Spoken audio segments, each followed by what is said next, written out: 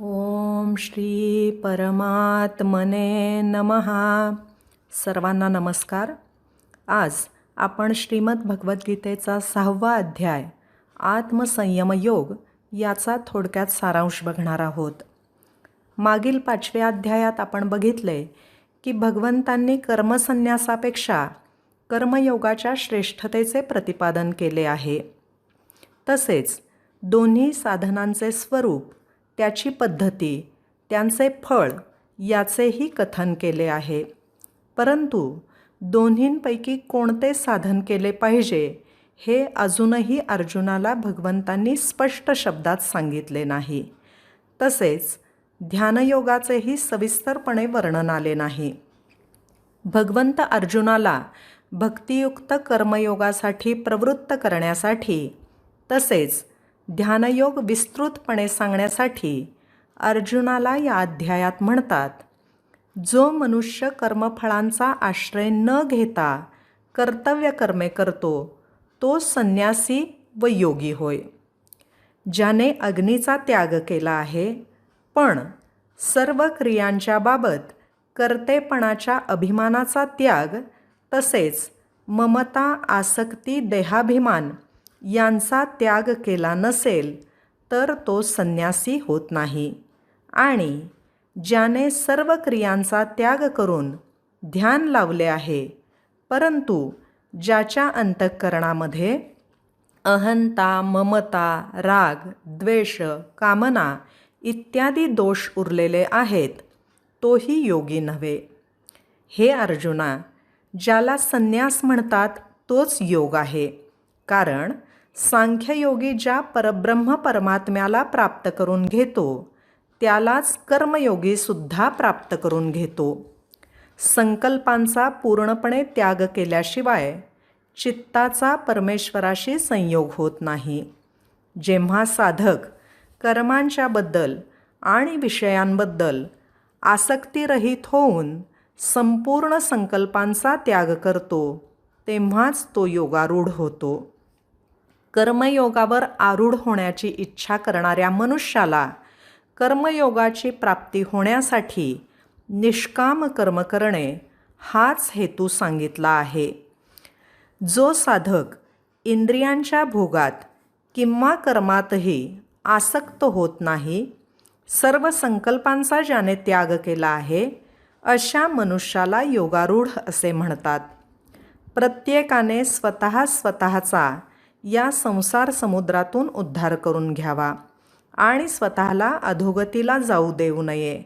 कारण मनुष्य हा स्वतःचा मित्र आहे आणि स्वतःचा शत्रू आहे. शीत उष्ण, सुखदुःख, मान अपमान अशा अनुकूल आणि प्रतिकूल स्थितीमध्ये ज्याच्या अंतःकरणाची वृत्ती पूर्णपणे शांत असते, ज्याने इंद्रिये, शरीर, मन यांना पूर्णपणे स्वाधीन करून घेतले आहे, अशा मनुष्याला परमात्मा हा नेहमी सर्वत्र भरलेला दिसतो. अर्जुना, ज्याचे अंतःकरण परमात्म्याचे ज्ञानविज्ञान तत्त्व जाणून तृप्त झाले आहे, ज्याच्या अंतःकरणात थोडासाही विकार उत्पन्न न होता जो नेहमी अढळपणे परमात्म्यात स्थित असतो, असा निर्विकार स्थिती असणारा, ज्याने इंद्रिये पूर्णपणे जिंकली आहेत आणि ज्याला माती, दगड, सोने समान आहे, तो योगी भगवंताला प्राप्त झालेला आहे हे जाणून घे. कोणीही कसाही व्यवहार केला तरी जो सर्वांविषयी समान भाव ठेवतो तो मनुष्य श्रेष्ठच असतो. अर्जुना, आता मी तुला ध्यानयोग विस्तृतपणे सांगतो. ध्यानयोग करणाऱ्या योग्याने मन व इंद्रियांसह शरीर ताब्यात ठेवून कोणतीही आशा न धरता, कसलाही संग्रह न करता एकट्यानेच एकांतात बसून आत्म्याला नेहमी परमात्म्यात लावावे. प्रथम शुद्ध स्वच्छ जमिनीवर दर्भ, त्यावर मृगाजीन, त्यावर वस्त्र अंथरून आपले आसन स्थिर मांडावे. ते आसन फार उंच किंवा फार खाली असू नये. त्या आसनावर बसून चित्त आणि इंद्रियांच्या क्रिया ताब्यात ठेवून मन एकाग्र करून अंतःकरणाच्या शुद्धीसाठी योगाभ्यास करावा. शरीर, डोके व मान सरळ रेषेत अचल ठेवून स्थिर आसनात बसावे. आपल्या नासिकाग्रावर म्हणजे जिथून आपल्या नाकाची सुरुवात होते तिथे दृष्टी ठेवून दुसरीकडे कुठेही न पाहता शांत अंतःकरणाने मनाला आवरून चित्त माझ्या ठिकाणी लावून माझ्या आश्रयाने राहावे. मन ताब्यात ठेवलेला योगी अशा प्रकारे आत्म्याला नेहमी मज परमेश्वराच्या स्वरूपाच्या ठिकाणी लावून माझ्यामध्ये असणारी अद्वितीय अनंत परमानंदाची पराकाष्ठा असणारी शांती मिळवतो. अर्जुना, फार खाणाऱ्याला, अजिबात न खाणाऱ्याला, फार झोपाळूला तसेच फार जागरण करणाऱ्याला हा ध्यानयोग साध्य होत नाही.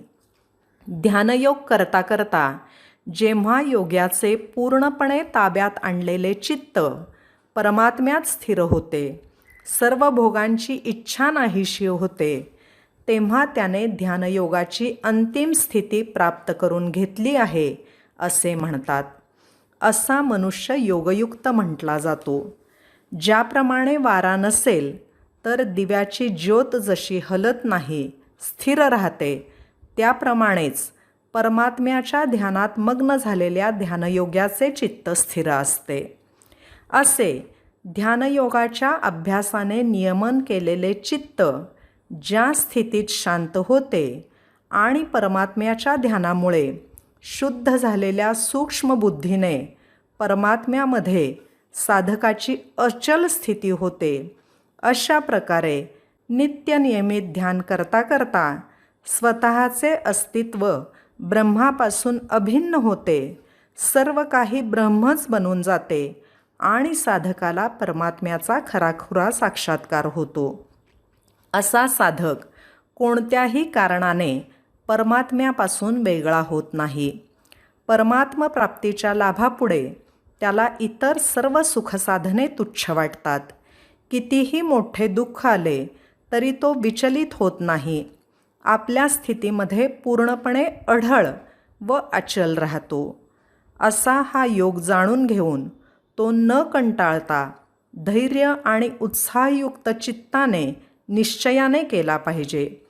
परमात्म प्राप्तीसाठीची ही स्थिती प्राप्त करून घेण्यासाठी संकल्पाने उत्पन्न होणाऱ्या सर्व कामना पूर्णपणे टाकून मनाने इंद्रियांच्या समुदायाला सर्व बाजूंनी पूर्णपणे आवरून घेऊन क्रमाक्रमाने अभ्यास करत उपरती प्राप्त करून घ्यावी. तसेच धैर्ययुक्त बुद्धीला, मनाला परमात्म्यात स्थिर करावे आणि मग दुसऱ्या कशाचाही विचार करू नये. कारण ज्याचे मन पूर्ण शांत आहे, जो पापरहित आहे, ज्याचा रजोगुण शांत झालेला आहे, अशा ब्रह्माशी ऐक्य पावलेल्या योग्याला उत्तम आनंद मिळतो. तो पापरहित असणारा योगी सतत आपल्या अंतरात्म्याला परमात्म्याशी जोडून सहजपणे परमात्म्याच्या प्राप्तीमुळे अपार आनंदाचा अनुभव घेतो. ज्याचा आत्मा सर्वव्यापी अनंत चैतन्यात ऐक्यस्थितीरूप योगाने युक्त असून जो सर्वांना समभावाने पाहतो, असा योगी संपूर्ण चराचर प्राण्यांना आत्म्यामध्ये कल्पिलेले पाहतो. असा ऐक्यभावाला प्राप्त होऊन सर्व प्राणीमात्रात आत्मरूपाने असलेल्या मला सच्चिदानंद घन वासुदेवाला भजतो, तेव्हा त्याला सर्व काही वासुदेवच दिसते. अशा अवस्थेमध्ये त्याच्या शरीर, मन, वचन याद्वारे ज्या काही क्रिया घडतात त्या सर्व त्याच्या दृष्टीने भगवंताबरोबरच घडतात. त्याचे सर्व व्यवहार माझ्यातच होत असतात. भगवंतांचा समतेविषयीचा उपदेश ऐकून मनातील चंचलतेमुळे आपली तशी अचल स्थिती होणे फार कठीण आहे असे अर्जुनाला वाटले. तो भगवंतांना म्हणाला, हे मधुसूदना, तुम्ही हा जो समभावाचा योग सांगितला आहे, ह्यामध्ये मनाच्या चंचलतेमुळे मी नित्य स्थिर राहीन असे मला वाटत नाही. कारण हे श्रीकृष्णा, हे मन मोठे चंचल, शोभविणारे, मोठे दृढ आणि बलवान आहे. वाऱ्याला अडवणे जसे अत्यंत कठीण आहे, तसे या चंचल मनाला वश करणे मी कठीण समजतो. त्यावर भगवान म्हणाले, हे महाबाहो, मन चंचल आणि आवरण्यास कठीण आहे यात शंकाच नाही. परंतु सततच्या अभ्यासाने आणि वैराग्याने हे चंचल मन ताब्यात घेता येते. ज्याने मनावर ताबा मिळवला नाही अशा मनुष्याला योग साधणे कठीण आहे. पण ज्याने मन ताब्यात ठेवले आहे अशा प्रयत्नशील माणसाला साधनेने तो प्राप्त होणे नक्कीच शक्य आहे. हे ऐकल्यावर अर्जुनाने विचारले, हे श्रीकृष्णा, जो मनुष्य योगावर श्रद्धा ठेवणारा आहे, परंतु तो संयमी नसल्यामुळे त्याचे मन अंतकाळी म्हणजे त्याच्या मृत्यूसमयी योगापासून विचलित झाले, तर असा साधक योगसिद्धीला म्हणजे भगवत साक्षात्काराला प्राप्त न होता कोणत्या गतीला जातो? असा भगवत प्राप्तीच्या मार्गात असताना मोहित झालेला मनुष्य छिन्न विछिन्न ढगांप्रमाणे दोन्हीकडून भ्रष्ट होऊन नाश तर नाही ना पावत. म्हणजे स्वर्गप्राप्ती किंवा भगवत प्राप्ती न होता त्याची अधोगती तर होत नाही ना. श्रीकृष्णा, माझा हा संशय तुम्हीच पूर्णपणे नाहीसा करू शकाल, कारण तुमच्याशिवाय माझा संशय दूर करणारा दुसरा कोणी मला मिळण्याचा संभवच नाही. यावर भगवान अर्जुनाला म्हणाले, हे पार्था, अशा त्या मनुष्याचा इहलोकातही नाश नाही आणि परलोकातही नाश होत नाही. अरे, आत्मोद्धारासाठी अर्थात भगवत प्राप्तीसाठी कर्म करणारा कोणताही मनुष्य अधोगतीला जात नाही. ज्ञानयोग, भक्तियोग, ध्यानयोग, कर्मयोग इत्यादींचे साधन करणाऱ्या पुरुषाचे मन विक्षेप इत्यादीमुळे किंवा विषयासक्तीमुळे किंवा रोगादीमुळे मृत्यूसमयी आपल्या लक्षापासून विचलित होते, तेव्हा त्याला योगभ्रष्ट असे म्हणतात. असा योगभ्रष्ट मनुष्य त्याच्या मृत्यूनंतर पुण्यवानांना मिळणाऱ्या लोकांना अर्थात स्वर्गादी उत्तम लोकांमध्ये जाऊन तेथे पुष्कळ वर्षे राहून आपल्या शुभकर्माची फळे भोगून नंतर शुद्ध आचरण असणाऱ्या श्रीमंतांच्या घरात जन्म घेतो. श्रीमंतांच्या घरात जन्म घेणारा योगभ्रष्ट पराधीन असला तरी पूर्वजन्मीच्या अभ्यासामुळे निश्शंकपणे भगवंताकडे आकर्षिला जातो. मात्र वैराग्यशील मनुष्य त्या स्वर्गादी लोकात जात नाही, कारण त्याला भोगासक्ती नसते. त्या लोकात न जाता तो ज्ञानी कुळात जन्म घेतो. अर्जुना, या प्रकारचा हा जो जन्म आहे तो या जगात निःसंशयपणे अत्यंत दुर्मिळ आहे. तिथे जन्म घेतल्यावर तो पूर्वजन्मी शरीरात संग्रह केलेल्या बुद्धिसंयोगाला म्हणजेच समत्व बुद्धिरूप योगाच्या संस्कारांना अनायासे प्राप्त होतो. आणि हे कुरुनंदना, त्याच्या प्रभावाने तो परमात्म प्राप्तिरूप सिद्धीसाठी पुन्हा पूर्वीपेक्षा अधिक प्रयत्न करतो.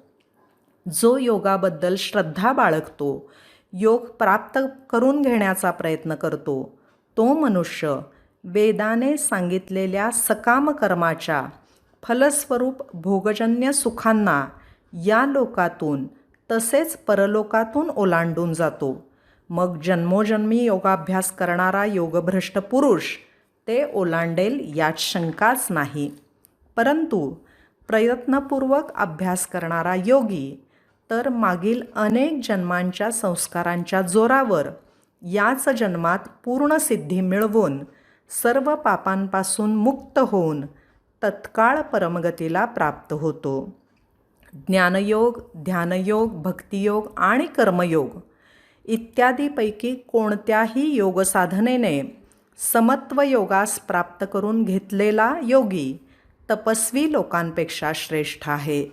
शास्त्रज्ञानी पुरुषांपेक्षाही तो श्रेष्ठ आहे आणि सकाम कर्म करणाऱ्या माणसांपेक्षाही तो श्रेष्ठ आहे. म्हणून अर्जुना, तू असा योगी हो. असा सर्व योग्यांमध्ये सुद्धा जो माझ्याबद्दल अढळ विश्वास बाळगतो, असा श्रद्धावान योगी अनन्य भावाने माझ्यामध्ये स्थित होतो, मला निरंतर भजतो. तो योगी हा परमश्रेष्ठ योगी म्हणून मला सदैव मान्य आहे. ध्यानयोगात शरीर, इंद्रिये, मन, बुद्धी यांचा संयम करण्याची फार आवश्यकता असते. या सर्वांच्या संयमाने आत्म्याला प्राप्त करून घेता येते. या अध्यायामध्ये शरीर, इंद्रिये, मन, बुद्धी यांच्या संयमाचे विशेष वर्णन आहे. म्हणून या अध्यायाचे नाव आत्मसंयमयोग असे आहे. व्यवहारात आपण कित्येक वेळा निरर्थक गोष्टींसाठी वेळ वाया घालवत असतो. आपण दिवसातला थोडा वेळ, अगदी 5 मिनिटं तरी ध्यानयोग करावा. आपल्या चंचल असलेल्या मनाला एकाग्र करून आत्मस्थित करावे. सुरुवातीला मन भरकटेल, अनेक विषयांची मालिका मनःपटलावर चालू होईल. पण सततच्या अभ्यासाने मन एकाग्र व्हायला सुरुवात होईल. एक दिवस असा येईल की संसारात भरकटलेल्या मला मी कधी ब्रह्मस्वरूप होऊन गेले कळणार नाही. अर्थात ही जन्मोजन्मीची साधना आहे. आपल्या मृत्यूनंतर आपल्याबरोबर ही साधना मात्र आपल्याला नक्की नेता येणार आहे. तर ठरवूया, सकाम कर्म करून भोगी व्हायचं का योगारूढ होऊन योगी व्हायचं.